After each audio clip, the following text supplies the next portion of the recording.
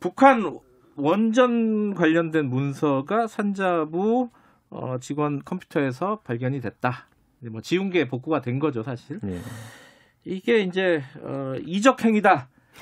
경천 동지할 일이다. 이게 이제 김정인 위원장이 사실은 이런 표현, 최근에 이런 표현 잘 못 봤어요. 김정인 위원장이 항상 뭐 정치적인 사안에 대해서는 크게 목소리를 안 내는 편이었는데 이렇게 얘기를 했습니다. 이거는 뭐 이준석 전 최고위원께 먼저 여쭤보죠. 그런 인식에 대해서 동의하십니까?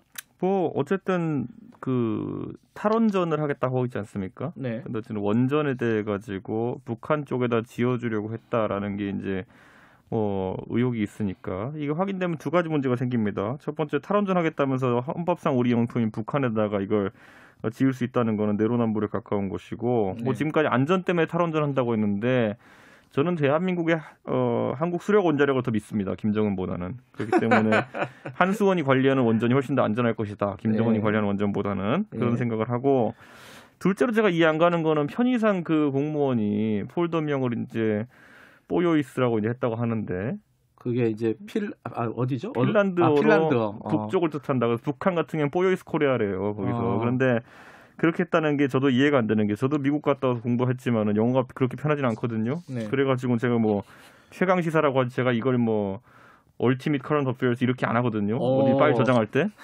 그러니까 저는 그러니까 공무원이 이게 편하다라고 하기보다는 오히려 은닉하려는 의도가 강하지 않았느냐. 원래부터, 네. 처음에 폴더에 저장할 때부터. 저는 이 뽀요이스 스펠링 보면요, 저는 뭐 뽀로로나 아니면 오히려 뭐 야구선수 푸올스 이런 사람이 생각나지 이게 북쪽이라는 생각은 전혀 못했어요. 그렇기 때문에 저는 이건 오히려 은닉의 의도가 있지 않았나. 그리고 USB는 줬다고 이제 문재인 대통령이 청와대를 통해서 확인해 준 거거든요, 예전에.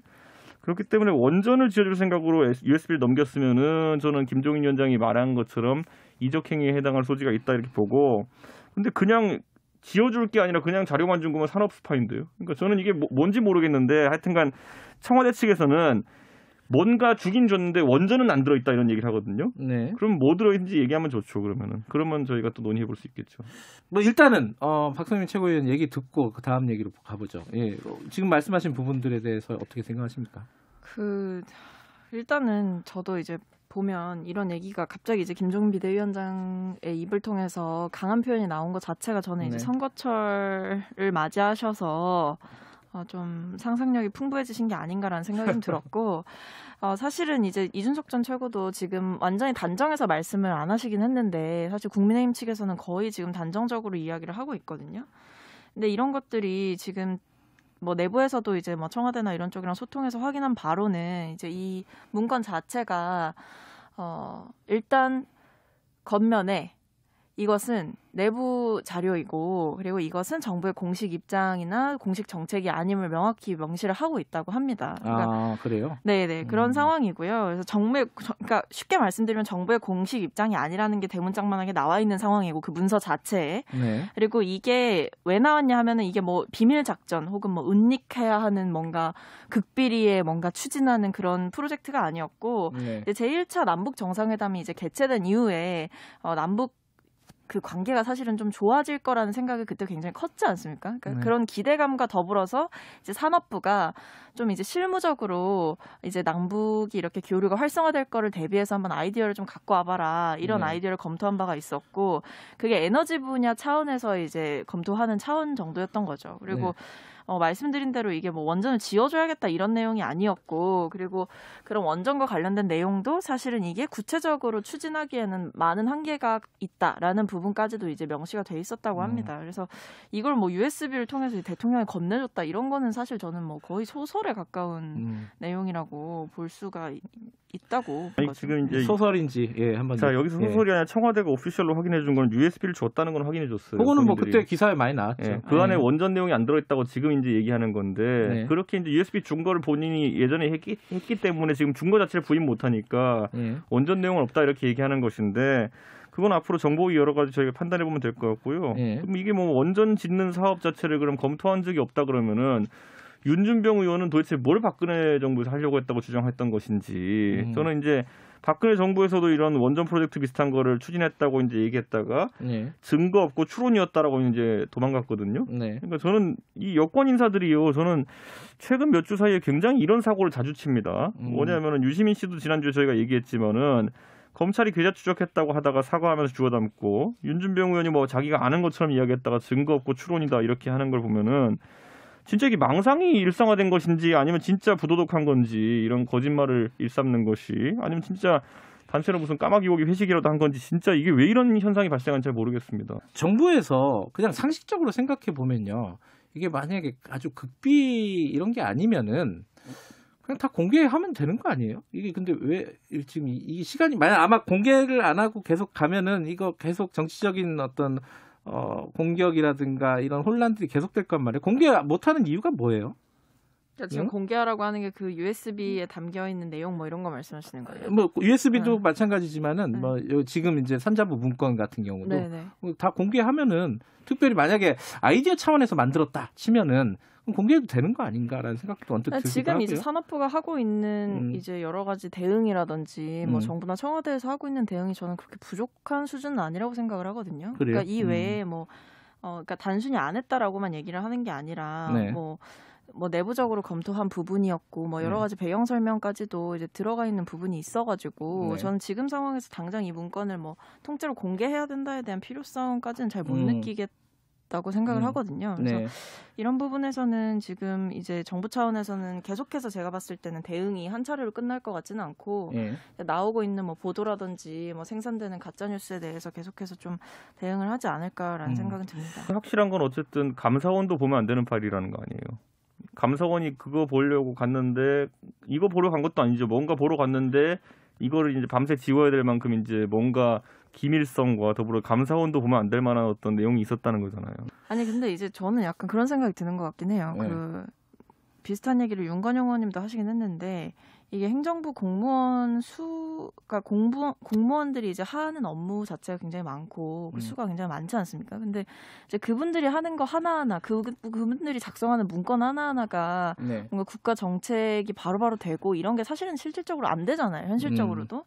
근데 이런 것들을 좀 과하게 지금 국민의힘 측에서 해석을 하고 있는 게 아닌가. 그리고 말씀드렸듯이 그 문건 자체에도 이게 그냥 내부적으로만 아이디어 차원에서 각자 이제 발제하는 수준이었던 건데 이걸 마치 이제 정부의 정책, 공식적인 정책인 것처럼 그렇게 얘기하는 것 자체도 좀 어폐가 있지 않나. 북한에 원전 짓는 거에 대해 가지고 저희가 이번 정부 들어가지고 굉장히 이번 정부가 관심이 많구나라고 생각했던 이유 중에 하나는 서훈 국정원장 있잖아요.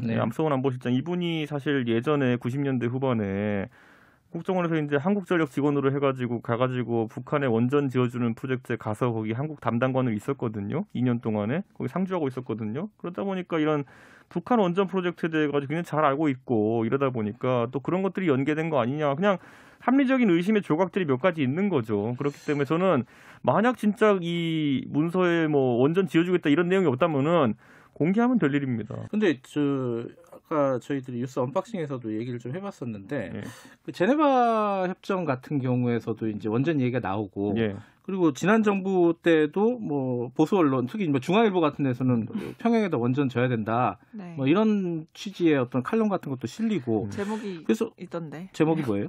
북한의 심장을 한국형 원전이 뛰게 할 때 진짜 평화가 온다. 너무 시적이다.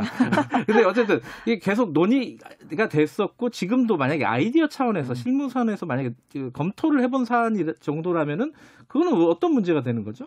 자, 보수 언론이라고 하는 사람들은 의사결정자가 아닙니다. 그럴 땐 보수 언론 중에 보면 핵무장하자는 사람도 있어요. 그런데 그게 이제 보수 세력의 뭐 전반적인 생각도 아닐 테고 책임 있는 사람들의 이야기도 아닐 겁니다. 그렇다면 책임 있는 당국자가 한 얘기를 보면은 2010년에 이제 천영우 이제 외교통상부 이제 2차관이 얘기했던 걸 보면은 그 원전을 북한에 지어주자는, 원전을 북한 쪽에 짓자는 얘기가 있어요. 그런데 거기에 보면 뭐라고 되어 있냐면은 통일 이후에 북한 지방에 원전을 지어가지고 북한 지방에 전력난을 해소하자라는 취지예요. 그렇기 때문에 통일 이후에 짓자는 거랑 지금 짓자는 거 또는 통일 전에 짓자는 거는 전략적 의미도 다르고, 그리고 실질적으로 통일되면 당연히 북한에다 뭐 전 발전소 지어야죠. 그게 원전인지 뭔지는 뭐 다른 문제지만은 뭐 그거와는 전혀 궤가 다른 것인데, 이걸 끌고 들어와가지고 뭐 MB 때도 하자 그랬다 이렇게 얘기하는 거는 정말 이제 그 끌어들일 게 없나 보구나 이런 생각밖에 안 듭니다. 알겠습니다. 넘어갈까요? 한 말씀?